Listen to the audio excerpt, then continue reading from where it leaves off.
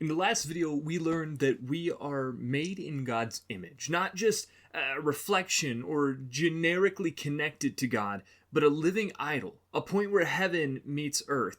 And in this video, we're going to unpack exactly what the real role of that image is and why it's more sobering and more hopeful than we ever imagined. That's it. That's the intro. Let's get into it. I'm Joshua, a Jesus follower and truth seeker. Welcome back to The Truth in Tension, where we ask old questions in new ways. To quickly recap last video, I won't take up too much time doing it. If you haven't watched it, you can watch it right here. I'll make sure that's linked. But we talked about Genesis 1:26, where it says that we're made in the image of God. The image there, that word in the Hebrew was tselem. It literally meant idol, a physical representation of the divine, not just a stone that people prayed to, but a stone or wood or crystal or piece of gold or silver that reflected a higher power or something they believed to be a god. We talked about the power that an idol had, that it really wasn't something that people just saw as a stick or a stone. It literally, in their minds, was a physical focus of their God's presence. And we noted that to the Israelites coming out of Egypt, there was only one man who was allowed to claim that he was the image of God, and that was Pharaoh.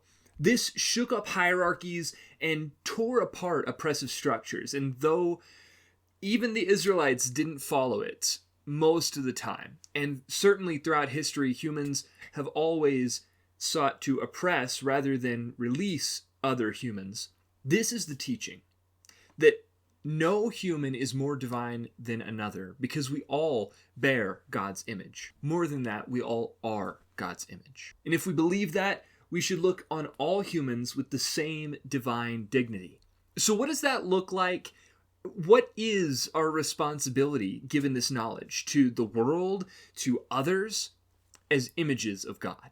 Today we're going to unpack that with exactly what the role of an idol was, starting with the idol's role as a guardian of sacred space. Now, in the ancient Near East, really all over the world, there was this idea that certain spaces were sacred. To the Celts, it was thin places. To the ancient Near East, it was the temple. To the Greeks and Romans, there were gardens and mountains that were seen as sacred. These places, these sacred spaces, wherever they were, or wherever certain cultures believed them to be, the idea was typically the same. The place where the gods were was heaven or the heavens or, some other realm. The place where humans are was earth. And there were places where these two intersected. And those spaces, those are the sacred spaces. I will do a whole video on the temple and sacred space at some point, but that's not today. So we're going to keep moving just a little bit. These sacred spaces marked the boundary between holy and common, signaling that the space was set apart. The first sacred space in the Judeo-Christian tradition was Eden, the space where God's presence and man's presence were felt in the same area. God planted the garden there, and he dwelt there with humanity. It says that he walked with Adam in the cool of the day, and Adam, as the image of God, was a keeper or guardian of this sacred space. To illustrate how idols kept or guarded sacred spaces, maybe you're familiar with this image, or this one, or maybe you've heard of these guys. Yeah, these are all idols, images of some higher power that stood outside a sacred space and kept it guarded. It kept it holy and sacred. It made certain that no evil, no oppressive force, no thing that didn't align with the God of that temple entered in. It was a protector, a steward, a keeper, and kind of the face of the temple. Anyone who went into the temple would see this guy first. And that would tell you what kind of temple it was. Now, eventually, we'll see that priests also would serve this same type of keeper, custodian, guardian of the temple. And we'll get a little further into priests in the next video. But for now, just know that in the original creation, according to the Bible, we were all divine imagers, all bearing the authority and the power of the God that created us. It was our role to keep the garden, to maintain this sacred space, to tend the flowers and make sure the trees were growing correctly, to maintain its holiness and its sacredness. But the role of humankind as keepers of sacred space is only part of what the image means. This next aspect of our role is way bigger, and when I realized it, it totally changed the way I thought about our relationship to all of creation. In the last video, we touched on it a little bit. The idol wasn't worshipped for itself. No ancient person was silly enough to believe that an inanimate object was to be worshipped. It was the spirit or the god represented by this inanimate object. That is what they were worshiping. That's what they were praying to. It was the representation of that god to the people. And furthermore, it also represented the people to the god. That's why they prayed to it, because it would then transmit those messages, those prayers, to the god that they believed was behind it. It was the focal point for prayers, for sacrifices, a mediator bridging, once again, heaven and earth in this sacred space. If this is true, then we, as living idols, carry a divine authority to represent God to creation and creation to God. This manifests itself in a sort of rulership, a stewardship that we're given. As living idols of God, we carry divine authority to rule well in God's stead. This is radical, and to some people it's going to be very uncomfortable. So let me show you from the Bible what I mean, so that you know it's not just me blowing smoke. Let's go back to the first passage where we see the image. Genesis 1:26. Genesis 1:26 says, "Then God said, 'Let us make mankind in our image, according to our likeness. And let them rule over the fish of the sea, and the birds of the sky, and over the livestock, and over all the earth, and over every crawling thing that crawls on the earth.'" Now you may hear that and think, well, how on earth does that say that the image means that we rule? The Bible was written in the ancient Near East. It was not written by modern Western civilization. So it had some literary devices that it used that we really don't. One of those is what we call a parallelism. And Genesis 1:26 is a parallel verse. It first makes a claim and then uses the second half to explain that claim, so to speak.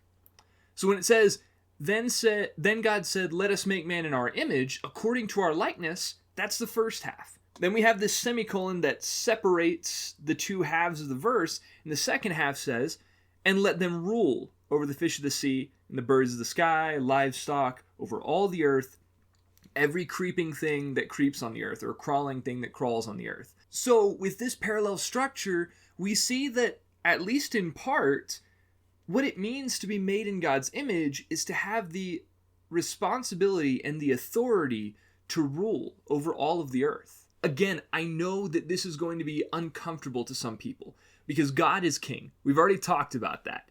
God is king. But we were designed to rule on earth while he rules in heaven. We were designed to come under his authority and keep the right and wrong that he decided maintained in earth. So this all means that we were given authority by God to rule in his stead.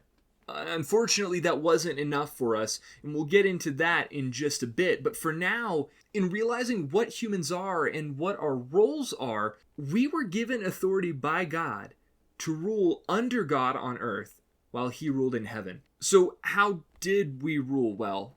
Because we all know that humans tend to, well, power corrupts. And yeah, we're going to talk about that. But first, let's talk about how we ruled well in the start. Now, this might seem like a very roundabout way of getting to the point, but I want to start with a fact. That fact is that many cultures believed that the spirit or breath of their god inhabited the idol when it was created, bringing it to life, so to speak. In fact, in Egypt, where the Israelites had just come out of, they had a specific ceremony called the opening of the mouth ceremony, in which a priest would take a ceremonial knife and cut the mouth of the idol so that the spirit of the god could indwell that idol, to make it come to life, to animate it, to make this image something more than stone. Genesis echoes this.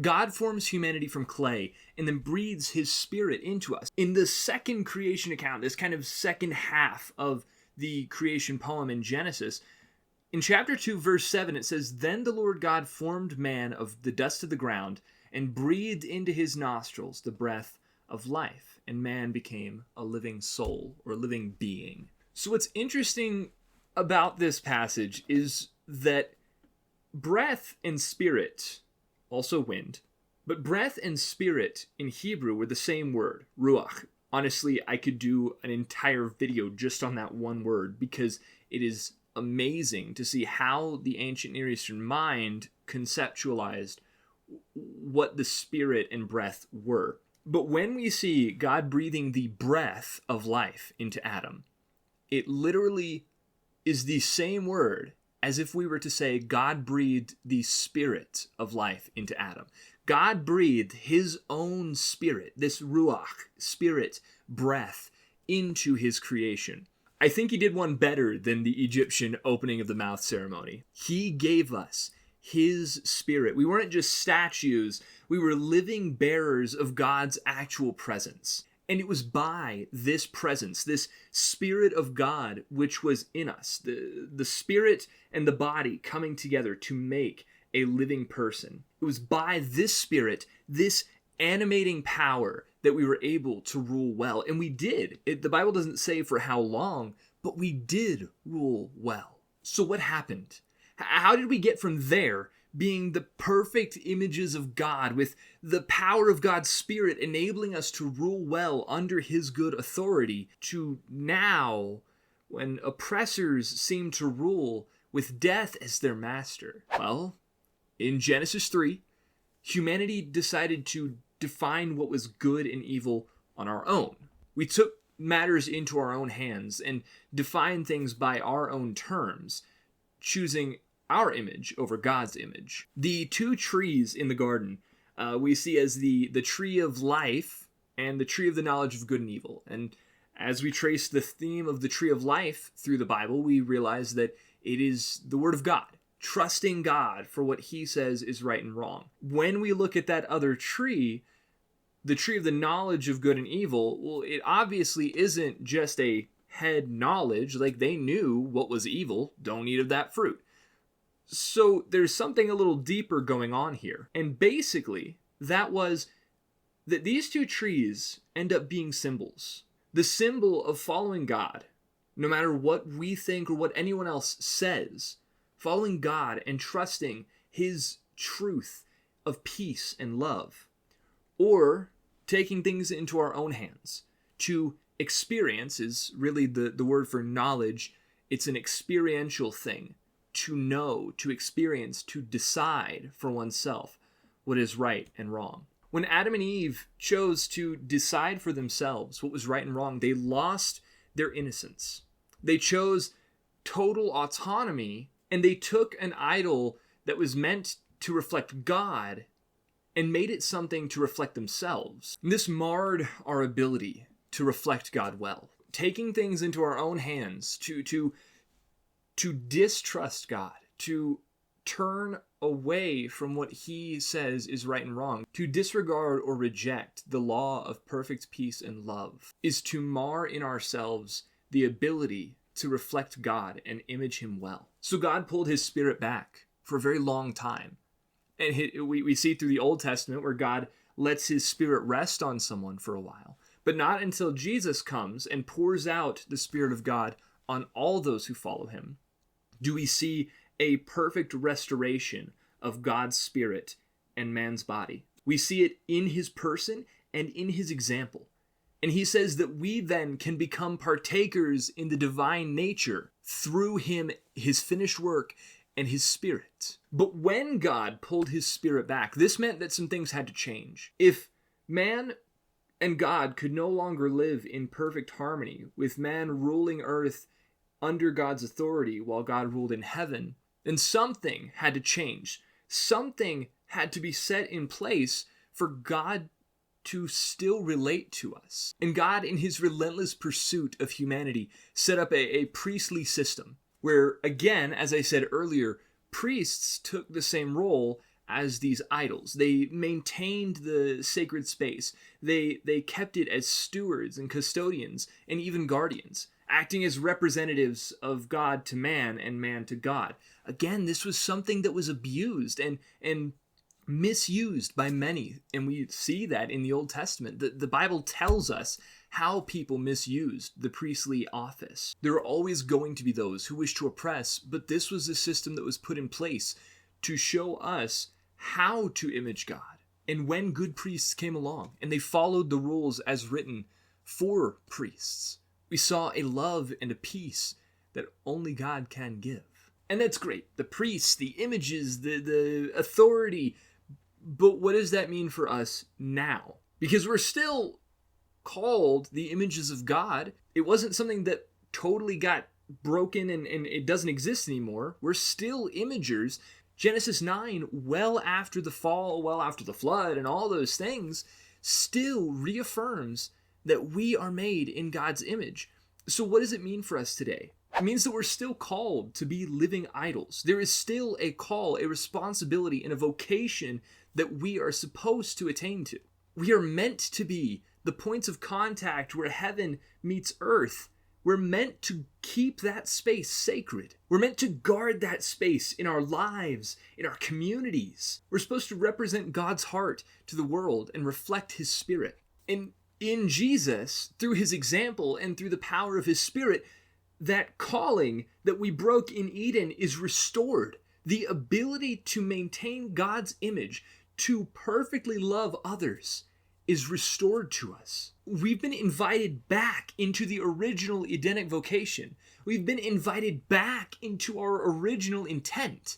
God's given us once again the purpose to make the earth sacred, to steward it well, to maintain the flowers, to make sure that the trees grow well, to live out the law of peace and love, both to humanity and to all of creation. In this video, I talked about Jesus as king, his gospel being the cross, and his coronation being done with a crown of thorns. In that bringing of a new kind of kingdom where humility and peace and love are our laws, we are brought back to Eden to perfectly reflect God. We are brought back to Eden's original intent, to guard the sacred space where God's Spirit is perfectly unified with man's physicality, bringing truth and order and peace and justice and love to all of creation. But practically speaking, what does that mean to guard sacred space today, in an age when most of us don't even believe in the sacred? What does it mean to live out our priestly role beyond just personal piety or moral purity? What does it mean to live out truth in our neighborhoods, in our workplaces, in our families? First, we have to know what a priest is and how they functioned in the Bible and its context. That's exactly what we're going to dive into next time in this video, where I talk about what it means to be a kingdom of priests and fulfill that other portion of our role as the images of God. I'll see you guys there. Till then, go in peace, walk in truth, follow always the law of love.